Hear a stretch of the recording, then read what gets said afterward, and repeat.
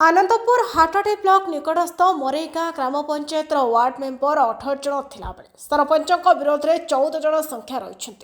14 जन ward member Anandpur उपजिलापाल पाखरे अनास्था नहीं अभियोग करथिला बेले मरेगा ग्राम पंचायत सरपंच 4 जन वार्ड मेंबर को धरी नीलाम कार्य करने धार्य कर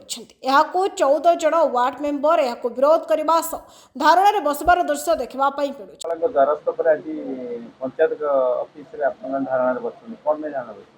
आम जेहेतु सब कलेक्टर ऑफिस एवं कलेक्टर ऑफिस चिठी देथुन आम अनास्था वीडियो भी जनईथुनु ए विषय आज की 14 दिन है 10 तारिख आम देथुन दरखास्त आज 14 दिन है एपर्तंत से किसी बुझी ना से आज जो नीलाम प्रक्रिया थी आपको बंद करने आम आज समस्त अनशन बस आज उपजिलापाल को भेटी 14 जन वार्डमेंबर सभ्य आज पंचायत ऑफिस